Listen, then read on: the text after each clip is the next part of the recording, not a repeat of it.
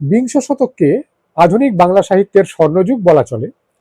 অসংখ্য খ্যাতনামা লেখক, কবি, উপন্যাসকার এই শতাব্দী জুড়ে অসাধারণ সব কাজ করে গেছেন, কিন্তু তার মধ্যেও আশাপূর্ণা দেবী নামটা আলাদা করে সম্ভ্রম না জাগিয়ে পারে না। উইকি বলছে তার নাকি প্রথাগত শিক্ষা ছিল না। এক স্মৃতিচারণায় এই প্রসঙ্গে আশাপূর্ণা বলেছিলেন, স্কুলে পড়লেই যে মেয়েরা বাচাল হয়ে উঠবে এ তথ্য আর কেউ না জানুক, আমাদের ঠাকুমা ভালোভাবেই জানতেন, এবং তার মাতৃভক্ত পুত্রদের পক্ষে ওই জানার বিরুদ্ধে কিছু করার শক্তি ছিল না।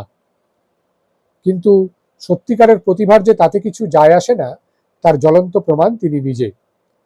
সাহিত্য জগতে প্রচলিত এমন কোনো পুরস্কার আছে কিনা সন্দেহ যা তার হাতে ওঠেনি। গল্পে আড্ডায় রৌহিনের আসরে এর আগে দুবার আশাপূর্ণার গল্প আমরা পড়েছি, দুই রকম স্বাদের। আজ আবারও তাঁরই কাছে ফিরে যাওয়া আরও একটি ভিন্ন স্বাদের গল্প নিয়ে, বুভুক্ষু। এই গল্পের সঠিক রচনাকাল আমার জানা নেই, তবে গল্পটি সম্ভবত 60-এর দশকের। বর্তমানে গল্পটি পাঠ করছি সাহিত্যম প্রকাশিত আশাপূর্ণা দেবীর প্রিয় গল্প সংকলনটি থেকে। সে বই অনলাইনে সংগ্রহ করতে চাইলে ক্লিক করে ফেলতে পারেন আমাদের বর্ণনার বাক্সে দেওয়া লিঙ্কে। তাহলে আসুন এবারে শুনে নেওয়া যাক আশাপূর্ণা দেবীর গল্প বুভুক্ষু, পাঠে আমি, রৌহিন। না না, এ অন্যায়, রীতিমতো অন্যায়। গলায় বাঁধা ফাঁসটা টেনে খুলতে খুলতে কমলেশ অপ্রসন্ন গলায় বলে, এটা দয়া নয়, পাপ। বিনতা অবশ্য এ ধিক্কারটুকুতে বিচলিত হয় না, বরং বাঁকা ভ্রু আরো বাঁকিয়ে ব্যঙ্গের গলায় বলে, শুধু পাপ, বলো মহাপাপ। কমলেশের এ ভঙ্গির সাথে পরিচয় আছে, তবু অসহ্য বস্তুটা অসহ্যই, পরিচিত হলেও অসহ্য। তাই উত্তেজিত গলায় বলে, হ্যাঁ তাই, মহাপাপই। ওই হতভাগা মেয়েটার বুদ্ধিহীনতার সুযোগ নিয়ে তুমি। কি আমি? বিনতা আরো তীক্ষ্ণ গলায় বলে, বলতে বলতে থেমে গেলে কেন? বলতে পারতে, বুদ্ধিহীনতার সুযোগ নিয়ে তুমি ওকে বিষ খাওয়াচ্ছ। বলো না, বলতে বাধা কি? বাধা? কমলেশ গম্ভীর হয়ে যায়, বলে, বাধা আর কিছুই নয়, তোমার মেজাজটাই বাধা। স্পষ্ট কথা শোনবার তোমার ক্ষমতা নেই হে। বিনতা আরেকটু ব্যঙ্গ হাসি হেসে বলে, ও তাই বুঝি? তবে ক্ষমতা নেই বলে ক্ষমা তো করতে দেখি না। সর্বদাই তো আমার সেই অক্ষমতার উপর জুলুমের পরীক্ষা চালাচ্ছ। একটা রাস্তার পাগলি, তার জন্য তুমি আমায় অপমান করতে ছাড়ো না।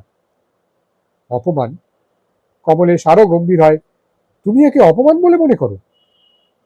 শুধু আমি কেন, বিনতা ঝংকার দিয়ে ওঠে, যে কেউ শুনুক অপমানই বলবে। অথচ কমলেশ অফিসের ধরাচুড়ো ছেড়ে বাড়ির পোশাক পরতে পরতে বলে, সেটা বারবারই ঘটছে। বারবারই ঘটছে? ঘটবে না কেন? বিনতা তীব্র হয়, সমাজ প্রগতিশীল হয়েছে বলেই কি প্রতি পরম গুরুর পোস্টটা উঠে গেছে? নাকি পরম গুরুদেবের মনোভাবের পরিবর্তন হয়েছে? বিবাহিতা স্ত্রীকে অপমান করবার যে তাদের ন্যায়সঙ্গত অধিকার, নইলে একটা রাস্তার পাগলিকে নিয়ে এতটা বাড়াবাড়ি করার কোনো হেতু নেই। আসলে ওটা উপলক্ষ, অপমান করাটাই লক্ষ্য। কমলেশ একবার নির্নিমেষ চোখে তাকিয়ে বলে, তুমি তো আমায় বেশ চিনে ফেলেছ। আশ্চর্য কি, এক আধ দিন তো দেখছি না। তা বটে। কমলেশ আরো গম্ভীর হয়, বছর 18 হয়ে গেল বোধহয়, তাই না? বিনতা গলায় অগ্রাহ্যের সুর আনে, কে জানে, মনে নেই, হবে এরকমই। আর এই 18 বছর ধরে তো শুধু সমালোচনাই শুনে আসছি। কমলেশের মুখে ফুটে ওঠে আরেক ধরনের তাচ্ছিল্য, বলে, তাই নাকি? আশ্চর্য তো। আর আমি ভেবে আসছি নিজেকে খুব চেক করে চলি আমি। ও তাই বুঝি? বিনতার মুখটা কালো হয়ে ওঠে, তবে আমার অপরাধের হিসেব করতে বসলে লোকে তোমার উত্তেজনায় অবাকই হবে। অপরাধটা কি? না, একটা পাগলি ভিখিরি দরজায় এসে খিদে পেয়েছে, পেট জ্বলে যাচ্ছে বলে হামলা করে, আর তাকে আমি কিছু খেতে দিই? কমলেশ আর একবার সেই দৃষ্টিতে তাকায়, আস্তে বলে, মনকে চোখ ফেরে তোমার বিবেককে তুমি শান্ত করতে পারো বিনতা? বিনতায় সোজাসুজি আক্রমণে ঠিকরে ওঠে, বলে, আর ধরাচুড়ো পড়ে অফিসারি করা কেন? গেরুয়া ধারণ করে সাধু মহারাজ বনে যাও নাকি?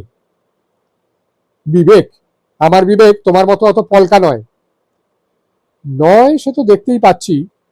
কমলেশ তোয়ালে কাঁধে ফেলে স্নানের ঘরে যেতে যেতে বলে, তবু তোমার সেই মজবুত বিবেকের কাছেই অনুরোধ জানাচ্ছি, দয়ার নাম করে মস্ত একটা পাপ তুমি করো না। আর ওই মেয়েটাই তো পাগল, তুমি তো আর তা নও। তুমি বোঝো না মমতা দেখিয়ে তুমি ওকে যা খেতে দাও সেটা কতখানি বিষ। একটা ক্যান্সার রোগীর এঁটো। চুপ, চুপ করা বলছি। বিনতা যেন বাঘিনীর মতো ঝাঁপিয়ে ওঠে। বলতে মুখে বাঁধলো না তোমার? গলা ছেড়ে বলতে ইচ্ছে করলো? কমলেশ নিঃশব্দে ঘর ছেড়ে চলে যায়। কমলেশ বোধ করি অপ্রতিভ হয়, নাকি তা নয়। কমলেশ এখনো নিজেকে সমর্থন আর তার স্ত্রীকে সমালোচনা করছে। হয়তো তাই, কারণ কমলেশ তার নিজেকে তার স্ত্রীর থেকে উঁচু দরের মানুষ মনে করে। আশ্চর্য, এত কাল ধরে এই মনোভাব নিয়ে বিনতার সঙ্গে ঘর করেছে কমলেশ। তুচ্ছ তুচ্ছ কারণেই ধরা পড়ে যায় মনোভাবটা। এই যেমন এখন স্নান সেরে সাপ পাজামা পরে এ ঘরে এসে বসলো কমলেশ। যে ঘরটাকে বানানো হয়েছে বারান্দা থেকে গ্রিল ঘিরে আর কাঁচ মেরে, দক্ষিণের বারান্দা। সবচেয়ে মনোরম ছিল জায়গাটা যখন ঘেরা হয়নি। সন্ধেবেলায় আড্ডা বসতো এখানে বেতের চেয়ার পেতে। চেয়ারে কুলোতো না সবসময়, ঘর থেকে টেনে বের করা হতো মোড়া, জলচৌকি। বন্ধু বান্ধব আসতো অনেকে। এখন আর আসে না। এখন আর ওদের কাউকে টানাটানি করবার দরকার হয় না। বারান্দাটা ঘিরে ঘর বানানো হয়েছে। সে ঘরের দেয়াল ঘেঁষে পাতা হয়েছে সরু খাট, তার মাথার কাছে ওষুধের শিশি বসানো টেবিল, এপাশে আলনা, জাল আলমারি, আরো কত সব টুকিটাকি। দেখলে বোঝাই যায় না এটা একদা একটা বারান্দা ছিল। শুধু বোঝা যায় বাড়ির থেকে যেন বিচ্ছিন্ন। কমলেশ অফিস থেকে ফিরে স্নান সেরে এসেছে, তবু এখনো আকাশের আলো একেবারে মিলায়নি, শুধু নিমিলিত হয়ে এসেছে। কারণ এটা গ্রীষ্মকাল। ঘরটা আচ্ছন্ন হয়ে আছে একটা তামাটে ছায়ায়, কোণে দেখা সোনালি আলোর ধ্বংসাবশেষ। হয়তো এ ঘরে এরকমই আলো মানায়। হয়তো একটা সোনালি স্বাস্থ্যের ধ্বংসাবশিষ্ট চেহারার সঙ্গেই ওটা ঠিক খাপ খায়। তবু কমলেশ ঘরে ঢুকে বলে, কিরে, ঘরে আলো জ্বালাসনি? আলো জ্বালানো নেভানো কাজটা মিষ্টুরই। বেড সুইচ আছে, দুটো আলোই তার হাতের মধ্যে। তবু আলস্য করেই জ্বালায়নি, যেন আকাশের শেষ আলোটুকু পান করে নিয়ে তবে অন্য আলোর দিকে মুখ ফেরাবে। বাবার প্রশ্নের সঙ্গে সঙ্গে হাত বাড়িয়ে সুইচটা অন করলো। আলোয় ভরে গেল ঘর। কমলেশের মনে হলো সকালে যা দেখে গিয়েছিল তার চেয়েও রোগা হয়ে গেছে মিষ্টু। রোজই এরকম মনে হয় কমলেশের। তবু বেদনায় ভেঙে পড়া কণ্ঠস্বরটাকে লোহার সিন্ধুকে বন্ধ করে রাখে। রাখতে পরিশ্রম হয় বই কি, খুবই হয়, তবু রাখতে হয়। খুব হালকা গলায় বলে, তারপর কি খবর শ্রীমতী মিষ্টু বাবুর? সারাদিনের রিপোর্ট কি? মিষ্টুর মুখটা ফ্যাকাশে, বালিশের উপর ছড়িয়ে পড়া রোগাটে বেনি দুটো রুক্ষু সূক্ষ্ম, অথচ মিষ্টির পরনে সিল্কের ব্লাউজ, ঢাকাই শাড়ি। কে জানে শখটা কার, মিষ্টুর না মিষ্টুর মায়ের? হয়তো মিষ্টুর মার মন ধসে থাকে, তবু মিষ্টু খুশি হবে ভেবে উৎসাহ দেখিয়ে ভালো ভালো শাড়ি ব্লাউজ বার করে সাজায় তাকে। হয়তো বা মিষ্টুর মন উদাস হয়ে থাকে, তবু মা খুশি হবে ভেবে ভালো শাড়িতে সেজে খুশি খুশি ভাব দেখায়। হয়তো এটাই এখন ওর কাজ হয়েছে মিষ্টুর, খুশির অভিনয়। বাবাকে দেখেও সেই অভিনয় করে। রিপোর্ট? রিপোর্ট হচ্ছে মায়ের কাছে 4 দফা বকুনি, 7 দফা উপদেশ, 52 দফা খাওয়া। আরে ব্যাস ব্যাস, কমলেশ হেসে ওঠে। হয়তো মেয়ের মতো সেও অভিনয় পটু হয়ে উঠেছে আজকাল, তাই হেসে হেসেই বলে, তাহলে তো আর কথাই নেই, 52 দফাই খেয়ে ফেলেছো তো? আজ আর নিশ্চয়ই তোমার মার কাছ থেকে ক্ষুব্ধ নালিশ শুনতে হবে না। মিষ্টুও হাসে, হাসিটা মরা চাঁদের মতো দেখায়, তবু কণ্ঠস্বরে বয়সের লাবণ্য ঝরাতে চেষ্টা করে। ও হো হো বাবা, সে আশাটি করো না। মার মেয়েটা যদি কুম্ভকর্ণের পিসি হতে পারত, তবেই হয়তো নালিশের হাত থেকে রেহাই পেত। 5-7টা মানুষের খাদ্য একটা মানুষের পেটে চালান করার বাসনায় মা দুধ নিয়ে ঘরে ঢোকে বিনতা, এবং সেও পাকা অভিনেত্রীর মতো ক্ষণপূর্বের বিরক্তির, বিদ্বেষ আর তিক্ততার রং মুছে ফেলে মুখে উৎসাহ আর আহ্লাদের রং মেখে বলে ওঠে, হচ্ছে তো, বাপ মেয়েতে আমার নিন্দে। এ সময় দেখছি আমার আশাটাই ভুল, দুধের সময়টা চেঞ্জ করতে হবে। তোরা প্রাণপণে আমার সমালোচনাটা করে নিবি। অন্যদিন হলে হয়তো কমলেশও ওই সুরেই সুর মিলিয়ে বলতো, শুনছিস মিষ্টু, আমাদের যেন আর খেয়ে দেয়ে কাজ নেই, তাই এই মহামূল্যবান অবকাশটুকু ওনার সমালোচনায় খরচ করব। কিন্তু আজ বলল না, বলতে পারল না।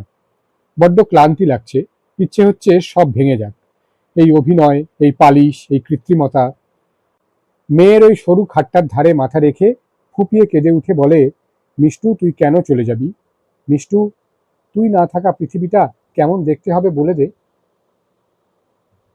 মিষ্টু এসেছিল দুটো বিরুদ্ধগতি নদীর মাঝখানে একটা সেতুর মতো। মিষ্টু আছে, তাই বিরুদ্ধ শক্তি অবিরত লড়াই করেও একই ভূমিতে দাঁড়িয়ে আছে। মিষ্টু না থাকলে কি হবে, সেই কথাটাই চিৎকার করে জানতে চাইবে কমলেশ। ইচ্ছে হচ্ছে, তাই ইচ্ছে হচ্ছে। আর পারছে না রং মাখতে, পারছে না নকল চুলদাড়িতে সাজতে। কমলেশ পারল না, মিষ্টু পারল। বলল, মার কেবল ওই এক সন্দেহ।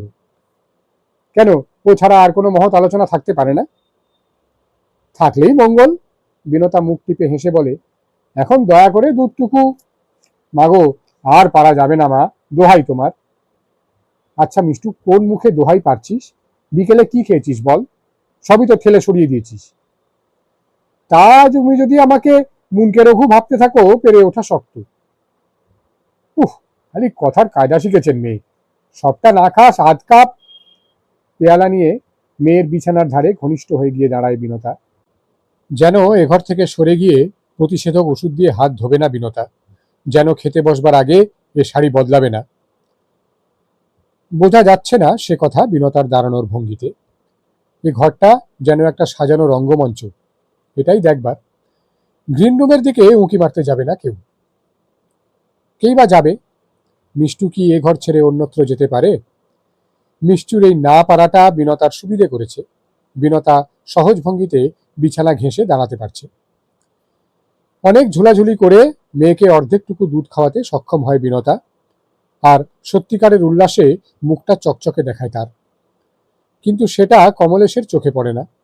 কমলেশ তার আগেই উঠে গেছে। তাহলে তুমি খাও, আমি যাই, একটু টায়ার্ড লাগছে বলে চলে গেছে। এ ঘরে এসেও কি মুখটা অমন চকচকে রাখতে পারবে বিনতা? না, পারে না। এ ঘরে এসে চাপা গলায় ফেটে পড়ে, তুমি অমন করে উঠে এলে যে? কমলেশ একখানা বই নিয়ে বসেছিল, সেই বই থেকে মুখটা তোলে, বলে, বললাম তো টায়ার্ড লাগছে। জানি লাগছে, তা জানি, শুধু দেহেই নয় মনেও লাগছে। বিনতা যেন ধিক্কারের ভাষা খুঁজে পায় না, তাই চেঁচিয়ে বলে, কিন্তু সেইটা তুমি মিষ্টুকে বুঝতে দেবে? ও টের পাবে ওর ঘরে বসলে তোমার হাই ওঠে, টায়ার্ড লাগে? কি আশ্চর্য, তুমি কি ইচ্ছে করে ঝগড়া বাঁধাতেই এলে? ঝগড়া বাঁধাতে এলাম?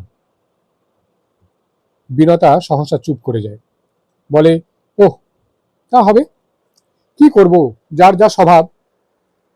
তুমি মাঝে মাঝে ভুলে যাও মিষ্টু আমারও মেয়ে। ভুলে যাব কেন? বিনতা হাত দুটো নিয়ে মোচড়াতে মোচড়াতে তীব্র ক্ষোভের গলায় বলে, ভুলে গেলে তো নিজেই হাল ধরতাম। হয়তো বড় বড় হাসপাতালের দরজায় গিয়ে দাতব্যের দাবি জানাতাম, নয়তো একটা সরকারি সাহায্য জোগাড় করে ফেলে বিদেশে চলে যেতাম ওকে নিয়ে। তুমি ওর বাপ, ও তোমারও মেয়ে, এ কথা মনে রাখতে হয়েছে বলেই ওকে এই 4 ফুট বাই 4 ফুট দেয়ালে খাজে ফেলে রেখে দিন গুনছি। এই এই হচ্ছে বিনতার অহরহের অভিযোগ। যেন কমলেশ মেয়ের জন্য কিছুই করছে না, অথচ কমলেশ ভেতরে ভেতরে কি নিঃস্ব হয়ে যাচ্ছে, কিভাবে সর্বশান্ত হয়ে যাচ্ছে, সে কথা কমলেশই জানে। একটা সন্তান, লোকে বলতো ছেলে নেই, কমলেশ বলতো, হোক গে, ও আমার একাই 100 হবে। হয়েছেই তাই। 100টার মতো রস জোগাতে হচ্ছে ওকে সমগ্র সংসার নিংড়ে। কিন্তু বিনতা তা বোঝে না। বিনতা ভাবে কমলেশ আরো পারত, কমলেশের আরো পারা উচিত ছিল, তাই সুযোগ পেলেই কমলেশকে বিঁধতে চায়। কমলেশ আস্তে করে বলে, কথাগুলো একটু আস্তে বললে ভালো হয়।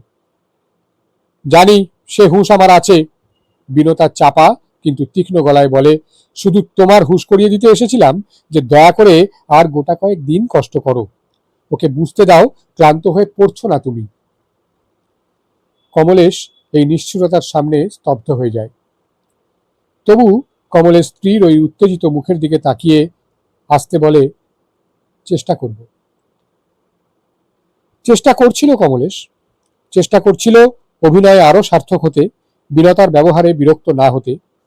আর এই সাধু চেষ্টায় 2 দিন তবু লড়াইটা একটু কম ছিল।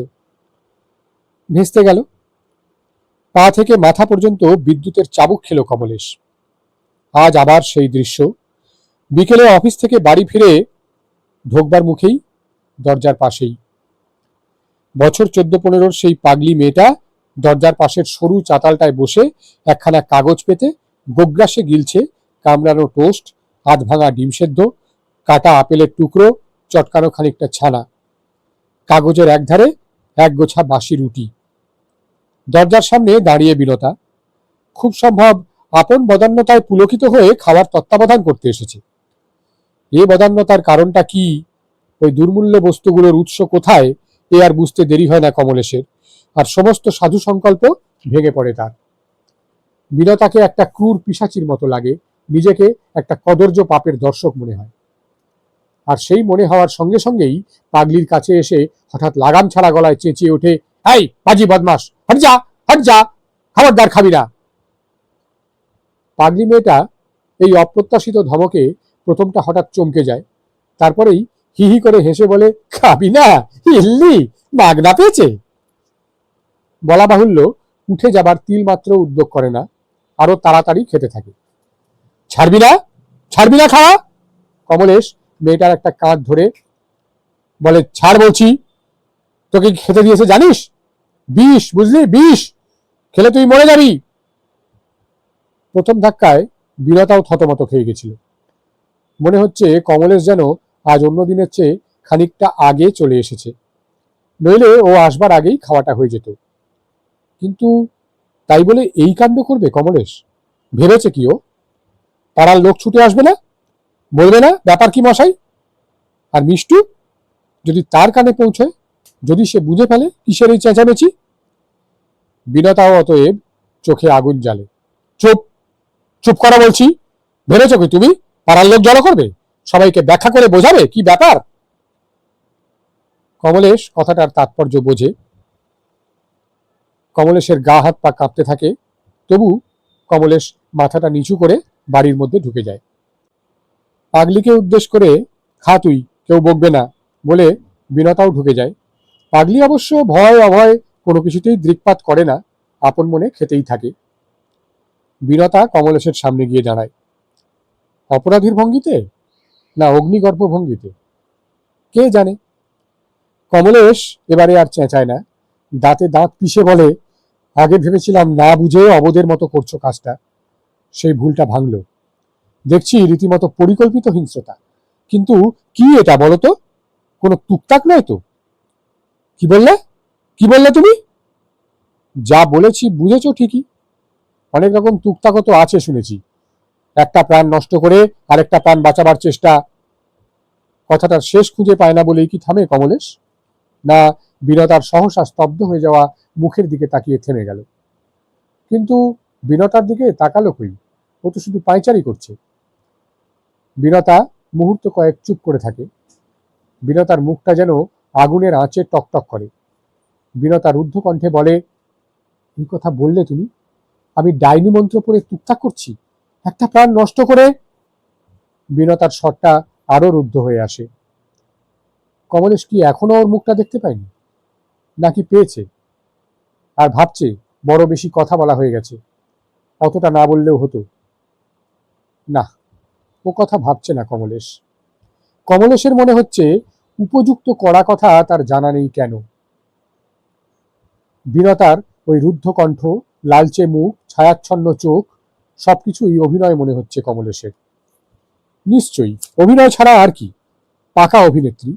কে বলতে পারে কমলেশের সন্দেহই সত্যি কিনা? হয়তো লুকিয়ে কোনো অনিষ্টকারী তান্ত্রিক ফান্ত্রিকের শরণাপন্ন হয়েছে, হয়তো তারই নির্দেশে। তাই রূঢ় গম্ভীর গলায় বলে ওঠে কমলেশ, জগতে কিছুই অসম্ভব নয়, নইলে যে কারণ খুঁজে পাওয়া শক্ত হচ্ছে। তবে যদি বলতে চাও নিতান্তই করুণার বশবর্তী হয়ে ওই ভিখিরিটাকে পুষ্টিকর খাদ্য খাইয়ে হেলদি করে তুলতে ওর জন্য ওগুলো মজুত রাখো, তাহলে বলবার কিছু নেই। অবশ্য বিশ্বাস করতে পরিশ্রম করতে হবে। কমলেশ হাঁপায়। কমলেশ যেন খাঁচার বাঘের মতো পায়চারি করতে থাকে। কমলেশ তার স্ত্রীর মতিবুদ্ধি সম্পর্কে খুব একটা শ্রদ্ধাশীল কোনোদিনই নয়, তবু কমলেশ এই ঘৃণ্য অমানবিকতার পরিচয় দিশেহারা হয়ে গেছে। বিনতা কিন্তু আর উত্তেজিত হয় না। বিনতা স্থির স্বরে বলে, ওগুলো ওর জন্যই সংগ্রহ করে মজুত রাখি, ওর পুষ্টির চিন্তায় কাতর হই, এমন অবিশ্বাস্য সব কথা বলতে যাব কেন? দেখে তো বুঝতেই পারছো কোথা থেকে আসছে ওগুলো। পারছি বই কি, আর সেই বুঝতে পারা থেকেই তো প্রশ্ন, ও পাগল হতে পারে, তুমি তো পাগল নও। ওর জ্ঞান না থাকতে পারে কি খাচ্ছে, তোমার তো জ্ঞান আছে কি দিচ্ছ। একটা মানুষের বোধহীনতার সুযোগ নিয়ে তুমি তাকে হাতে করে বিষ দেবে? কেন কেন বলো তুমি আমাকে, ওগুলো ফেলা গেলে কি এত লোকসান তোমার? আর সেই ফেলে দেবার জিনিসগুলো একটা ভিখিরির পেটে ঢুকিয়ে দিয়ে কি লাভ? বলো তুমি, বোঝাতেই হবে আমায়। বোঝাতেই হবে। বিনতা রুদ্ধস্বরে বলে, না বললে বুঝতে পারবে না। বুঝতে পারো না কি আমার যন্ত্রণা? বুঝতে পারো না দিনের পর দিন এ দৃশ্য দেখা কি ভয়ঙ্কর। একটা বাচ্চা মেয়ে, তার কাছে যেসব খাদ্য প্রায় দুর্লভ ছিল, সেই সব আকর্ষণীয় প্রিয় খাদ্যগুলো হাতে পেয়েও খেতে পারছে না। সমস্ত সংসারের রস নিংড়ে যে জিনিস জোগাড় করে এনে তার সামনে ধরছি, সে জিনিস সে একটা কামড় দিয়ে ঠেলে রাখছে, ফেলে দিচ্ছে। হঠাৎ সব অহংকার ভেসে যায়, স্থিরতার অভিনয় ভেঙে পড়ে। কেঁদে ফেলে বিনতা। কেঁদে ফেলে বলে, কতদিন চোখ মেলে দেখিনি একটা খিদে পাওয়া মানুষ আগ্রহ করে খাচ্ছে। ও খিদে পেয়েছে বলে পেট ধরে এসে বসে, সামনে খাবার ঢেলে দিই, ও গপ গপ করে খায়, আমি দেখি, চোখ ভরে দেখি। বিবেকের কথা বলছিলে? কিন্তু ভাবি, ওরা তো ডাস্টবিন থেকেও খুঁটে খায়, তবে কি এত ক্ষতি হবে ওর? ফেলে দিলেও হয়তো সেই ডাস্টবিন থেকে কুড়িয়েই খাবে। তবে কেন, আমি নিজে চোখে দেখে। বিনতার গলা ভেঙে যায়, বিনতার গলা বসে যায়, আর বিনতাকে যেন হৃত সর্বস্ব নিঃস্ব দেখায়। হঠাৎ ভিতরটা উদ্ঘাটিত করে ফেলে, যেন মরমে মরে গেছে বিনতা। দুর্বলতা প্রকাশে যে বড় ঘৃণা তার, প্রকাশ করে ফেলে বুঝি ঘৃণাই করছে নিজেকে। কিন্তু কমলেশ আর তার ঘৃণাকে খুঁজে পাচ্ছে না। কমলেশ আর এখন তার স্ত্রীকে নিজের থেকে নিচু ভাবছে না। কমলেশ যেন আপন নিষ্ঠুরতায় বিদীর্ণ হচ্ছে। আস্তে বিনতার পিঠের উপর একটা হাত রাখে কমলেশ, গাঢ় গভীর গলায় বলে, এদিক থেকে তো কোনোদিন ভাবিনি বিনতা, তাই ভুল করেছি। স্তব্ধ হয়ে বসে থাকে কমলেশ একখানি বেদনা বিধুর মাতৃহৃদয়ের সামনে, যে হৃদয়কে এখনই আবার রং মেখে পালিশ লাগিয়ে মঞ্চে গিয়ে উঠতে হবে, মুখে আলো ছড়িয়ে হেসে হেসে বলতে হবে, আবার সেই খাবনার ধুয়ো, বিকেলে কি খেয়েছিস বলতো, সবই তো ফেলে দিয়েছিস।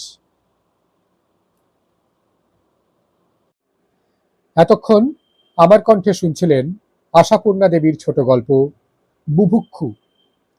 আপনাদের প্রতিক্রিয়া, ভালো মন্দ জানাতে বা আড্ডা দিতে চাইলে চলে আসুন আমাদের মন্তব্যের বাক্সে। আর ভালো লাগলে আসার আগে টুক করে দিয়ে আসুন একটা লাইক। বন্ধু বান্ধব পরিচিত জনের মধ্যে একটু শেয়ার করার অনুরোধ রইল। গল্পে আড্ডায় রৌহিনের আসরে গল্প, উপন্যাস, অন্যান্য টুকিটাকি কবে কি কোথায় তার নিয়মিত খোঁজ পেতে হলে একটা সাবস্ক্রাইব করে নিলেই হবে। ভালো থাকুন সবাই, গল্পে আড্ডায় থাকুন, ভাবনায় চেতনায় থাকুন, পড়ায় শোনায় থাকুন। দেখা হবে আবার খুব তাড়াতাড়ি। আজ আসি,